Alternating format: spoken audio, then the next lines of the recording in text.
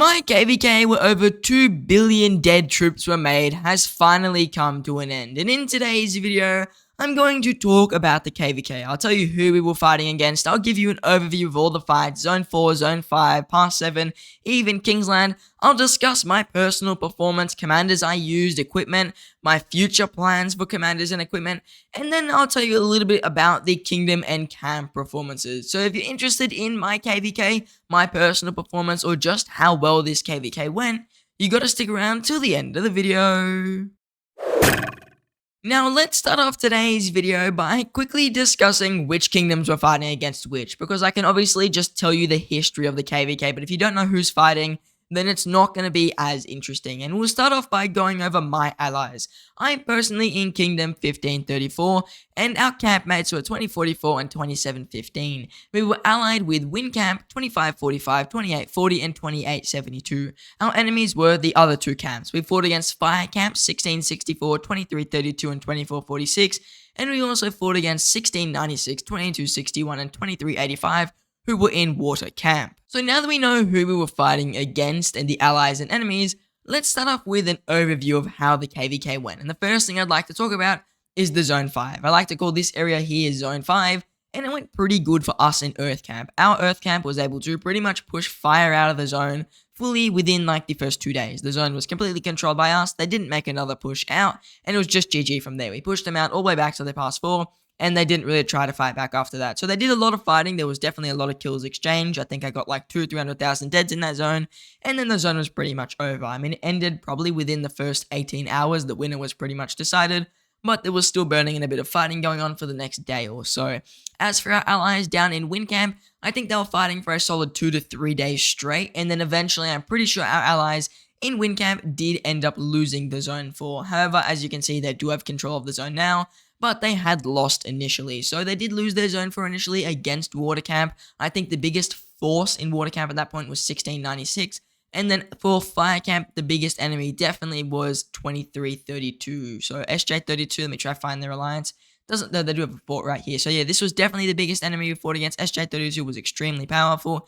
And our allies were really good. I know we had really strong allies, 2715 especially, really strong kingdom as well. So we won this zone pretty quickly, and it was a fairly decisive fight. As for the Zone 6, obviously no fighting happened when Pass 5 first opened, but for the altars and the Altar of Darkness, I mean, we won most of the altars. Actually, I think every single one. I don't think we lost a single Altar of Darkness. One of the altars, SJ32, and the other kingdoms didn't actually show up, so Fire Camp didn't show up to one of the altars. We took over the other altars and did end up winning. There was some decent field fighting, but often we did actually get the altar before it opened, which is definitely nice. Usually you get the altar maybe an hour into the opening. Sometimes you don't even get it at all, but we'll manage to take it before it opened most of the time. As for our allies down in WinCamp, I'm not too sure how the altar situation was. I'm sure someone will comment about it. But to my knowledge, it was like kind of 50-50. Every now and again, our allies would win, and then every now and again, the enemies would win. I don't think it was like a one-sided brawl, but to be fair, our allies did also have access to a safe altar, which I think they did take one time, and I think we may have taken it once as well. It was this altar right here, so we had one safe altar, there was one altar to fight for, and we may have alternated as to who takes this altar, though I'm not 100% sure. I can see right now, though, they definitely are in this altar, which means it's probably enemies in this altar over here, but there's a bunch of peace agreements going on. But as you can see, Water Camp definitely has quite a few active players, I will say. Now, as for our Pass 7 fights, for my personal camp, Earth Camp, we did pretty good against Fire Camp in our Pass 7. I think they only ever took the pass off us one time, and that was during our downtime, and we took it back like 3 hours after, but we pretty much held the pass the whole entire time. And it was difficult to burn their forts, actually. We didn't really get any burns. We only burnt the fort that was down here, which I think was one of the allies over here. Let me try to find the exact kingdom. I think it was not HMB. It was the other one, 64 something. 64 PL. We did burn their fort, but other than that, they forted back one more time, and we didn't really break through on the Zone 7, but they didn't break through on ours. Besides getting a few burns on these forts initially when they took the pass that one time, we held the pass throughout that. We burned their forts as much as we could. SJ32, though, completely impenetrable. We did end up forting into their zone through here. You can see we've just rebuilt the territory, so we did end up getting into their zone here, but they made a successful defense and were able to push us back out. So we almost had a foothold in their zone at one point, but they were eventually able to push us out, and that means that there was pretty much just a stalemate there. They couldn't really burn us because we had the pass, but we couldn't really burn them. Something I did really notice with the past 7 though, really difficult to take it. Gorgo Garrison, complete meta when this was happening. There was no Ashurbanipal in the game. So the past 7 with any Gorgo Garrison, almost impossible. We had to triple rally the enemy pass to take it back. And I think they had a double rally on us while we had no troops left, like at the pass. So they just like were able to take it with a double rally. We had to triple rally. So Gorgo, definitely one of the strongest garrisons in the game. And at the time of this past 7, she was really powerful because she was almost unkillable without a swarm. And you can't really swarm a pass because you can only have, I think it's like 4 or 3 marches on it. So past 7, definitely difficult to take. Lots of stalemates, lots of rallies that pretty much achieved nothing from both our end and the enemy end, because Gorgo was definitely very dominant. As for our allies down in Windcamp, I mean, I think that the pass was exchanged quite often. Sometimes our allies held it, sometimes the enemies, but no one really broke through. As you can see, our allies still have forts here. The enemy forts are gone now, but before they were there. So there was definitely a lot of fighting going on here to get this pass. Tons of field fighting. I saw lots of stuff going on, and there was no like one decisive winner. Both sides were fighting pretty equally. I think that one of our allies' forts almost burned, but one of the enemy's forts almost burned. It was like a really close fight. After the past 7 though came Kingland, and this was probably where I streamed the most. I think I did 3 live streams or 2 live streams of Kingsland. And it lasted for around 2.5 days, and really, the fighting here was pretty good. SJ32 was our biggest threat, definitely, so they were the main focus of our camp in Earth Camp, and we actually did get a lucky start. At the start of the KvK, we were able to push out 64 LG and also H&B from Kingsland. We took their pass 8 within the first, I think, 12 or so hours, but SJ32 had a fort around here, and they were able to come into the zone, and they were able to hold their territory for quite a while. But between lots of fighting and downtime, uptime, we were eventually able to push them out of the zone. As for our allies during Kingsland, they were still mainly fighting water, and water was actually doing like really well. They were pushing our allies back quite a bit, but once we had pushed out all of Fire Camp, it was pretty much over. We came down, assisted Wind Camp, and that was it. At that point, we had pushed them out of Kingsland, and they made an official surrender. So at that point, Kingsland was pretty much over. The last major battle was for the past 8. After they saw that our uptime had come back, and we were just fighting crazy hard, they couldn't really do much, and they made an official surrender. And that's pretty much where we are today. We are going to take the ziggurat. I'll talk a little bit more about that later, but that means that our camp did perform the best by points and stuff. So we did end up winning the zig fully, and our camp will be taking it. So now this KvK is over pretty much with all the fighting. So how was my personal performance this KvK? Well, looking back on the other video I made before this KvK began, I think I had 1.074 billion kill points, and now we're at 1.3 billion kill points, pretty much on the dot, which is actually pretty convenient. So, in total, I think we gained 226 million kill points, majority of which would have been T5. I don't think I fought many T4 players this KvK. SJ32, very much a very, like, heavy whale kingdom, lots of T5 players there. Other than that, pure kill numbers, like the actual number that I got, I think it was like 12.4 million total. It was 12.4 million. And as for dead troops, I took 1.4 million. Majority pretty much T4, few T5s, and 17 T1s. So the deads were pretty high this KvK actually. This is higher than my normal KvKs. A lot more archers than I would have expected. The T5 are fine. I purposely killed most of those T5. And my infantry and cavs, if I showed you the number I have now, you'll notice I pretty much killed all of them. Like, I've got 100k cavs left and 176k infantry. I'm really only running archer marchers right now because I've got no other troops left. So I definitely got, I'd say, is a good amount of deads. My goal was 1 million. I'm 400,000 over. My kill points goal was 1.4 billion. I'm 100 million under. But honestly, I think I could have reached it if there was a bit more Kingsland fighting. That was when I was most active. Unfortunately, obviously, well, not unfortunately, but we did win a bit earlier. I definitely, though, if you look at my resources and my speed ups, I think I could have got that extra 100 million if there was a little bit more fighting. So that wasn't out of the question. I think that was actually a reasonable goal to set, and I could have reached it, but we won pretty early, and I'm pretty happy with it. I think my overall KvK performance was decent. I did hit all the goals I was meant to, which is definitely nice. As for the commanders I did use, and the commanders that I think performed the best for me, well, I mainly only ran 2 marches this whole KvK. That's another thing that did restrict me a little bit on my kills. The reason I ran 2 marches was because my Nebu was really letting me down. I was going to run Nebu YSG this KvK, I was going to run Boudica Cyrus and Zulang Henry, but I found that the Nebu with YSG was letting me down, and it was definitely the Nebu's fault. Nebu was very underleveled in comparison to my other commanders, and the gear set he was running was this gear set, except he didn't have the leadership leg. So Henry now has leadership legs. Obviously, this set is going to get better over time, But at the time, Nebuchadnezzar didn't have any of that gear. So Henry right now definitely has a better gear set than Nebu had, but Nebu pretty much ran this gear, and because of that, he was definitely lacking. He was underskilled. He should have been like 5515. He had pretty bad gear. His armaments were actually a level below my other commanders for the majority.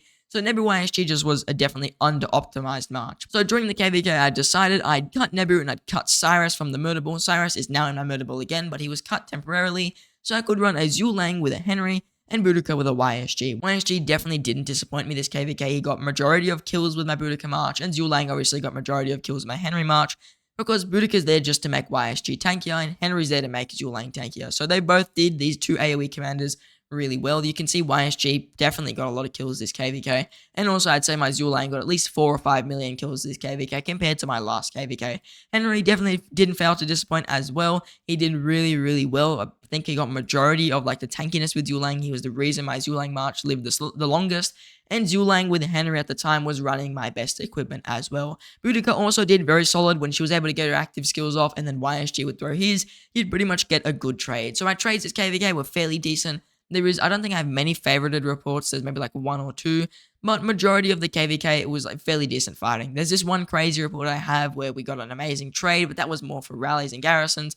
And I've got this one report here with Hermann Prime, but other than that, I didn't really like favorite anything besides crazy rally reports, because I didn't find that they were like any stupidly insane reports. They were all just fairly decent reports all around and pretty good trades. As for using Hermann Prime in this KvK, I didn't get much use out of him. We won the KvK pretty much within, I think, a day before he released, and because of that, I only got to use him when I was getting a few points for the Mightiest Governor to win. So I got 42 total million points to win a Shobani Pal in the MGE, and to do that, I did have to fight a few players and do some kill trading. Well, not really trading, more like duels, and Hermann Prime was my main choice for those duels. So the majority of his kills here do come from the dueling that I did with him, but I mean, he definitely would have performed quite well. From what I've seen in other reports, and also the few little fights I did get in with him, he definitely performed quite well. There's no doubt about that. As for future KvK investments in terms of commanders, Ashur is top of my list. I am trying to get him probably to 5515, hopefully by my next KvK, or even just 5551, whatever. Anything like that, I think that'll be pretty good, and he's probably going to end up replacing my Cyrus. So Ashur definitely high on my list for an investment right now.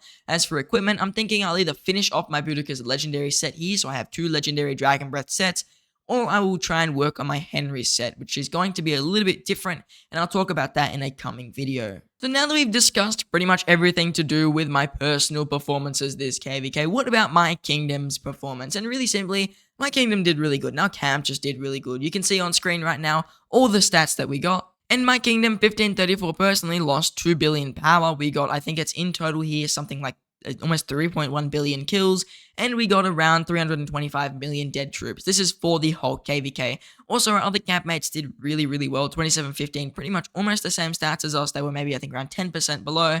And then 2044, which is actually a smaller kingdom, they did fairly good for their size as well. Lots of kills, lots of dead troops, and in total, we did have better stats than WinCamp, which is why we are going to take the Great Siege. But for the majority, WinCamp also fought really well. 2545, definitely an extremely strong kingdom. You can see they got the highest stats out of their camp, with a grand total of 243 million dead troops, which is once again a very solid number. I do have the SJ32 stats and the other kingdom stats, well, not SJ32, but the other camp stats, and their stats are a little bit different. I noticed that they got 77 billion kill points, just SJ32 alone, so they definitely did quite solid this KvK. You can see this main alliance here, 77 billion kill points in just that alliance, and they dropped around 3.5 billion power, which I think is absolutely insane. The other camps, 14.2 billion kill points from the same camp as SJ32, and 18.1 billion kill points. And then our other enemies in water, 1696 got 45 billion kill points, and they lost 1.3 billion power. And then also 2261 got 37.1 billion kill points and 18.4 billion kill points from 2385. So definitely a lot of fighting going on in the KvK. You can see the stats are pretty high, but yep, we are going to get the Ziggurat. And with that means that a few players in our kingdom will get an Orotak.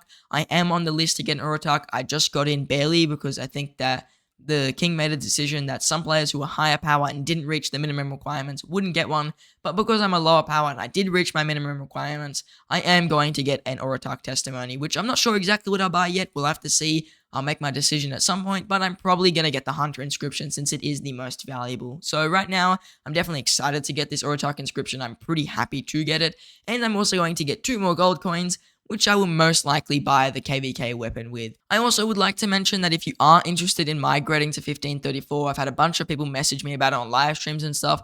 Just message the king right now, Her Predator. He is the main person to reach out if you're looking to migrate. The stats from before are on the screen. Trust me, guys, this is definitely a solid kingdom. So if you're in a kingdom, you're maybe looking to go to an AC that fights pretty well, 1534 is definitely a solid kingdom. So message Predator here. He's the best person to discuss migration with. I'm not in the leadership or anything, so don't really DM me about that. You can still DM me to ask questions, but I'm definitely not the person to message about like full-on migration. Message Predator, he'll be your best bet. And if you do want to migrate, I think we have maybe like 10 or so slots that will be willing to take in a few migrants. So definitely, if you guys are looking for a kingdom, I'd say 1534 is a great kingdom. And obviously, a great kingdom having more great members is amazing. So if you guys are considering migrating to 1534, message the king. He'll be able to tell you if you're meeting the requirements and stuff, and if you would be a good fit for the kingdom. So the final thing I will discuss in today's video is just like a really quick bit on what did I think of the KvK. I always like to talk about this because I've been in KvKs that are extremely toxic, and I've been in KvKs where nobody talks. And to be honest, I think this KvK was like pretty in between. There was some like drama in Lost Kingdom chat every now and again, but the majority of the time, everybody was pretty tame. It was like, oh, we're fighting to win the KvK. We're definitely enemies, but there's no need to be rude to each other. And I definitely enjoyed that aspect of this KvK. It was very respectful, and it was just all around pretty fun. And our kingdom fighting, 1534 fighting, was amazing. So like, I'm amazed to be in a kingdom that fights this much. I'm very happy to be in a kingdom that fights this much. And even our allies fighting alongside them was very fun. And the enemies, like I said, were very respectful as well. And I hope that we were respectful towards them too. So Lost Kingdom chat actually was not that bad. I reckon I could have left it on live stream and not get taken down, which is insane to say. And overall, the KvK was just very fun. Lots of fights. Definitely some hard fights sometimes. We were questioning if we would win the KvK or not. And overall, I thoroughly enjoyed it. So now that we made it to the end of today's video, I just want to say thank you to everybody in the KvK for making it as fun as it was. Obviously, this KvK would be nothing without the players, so you guys definitely made the KvK very fun. And to the guys that messaged me from other kingdoms or enemy camps, very fun talking to you guys as well, maybe about commanders, maybe about the KvK itself. I think someone even sent me the data that I'm showing in today's video, so thank you to them as well. Now, I just want to say thank you all for watching, and I hope to see you in the next one.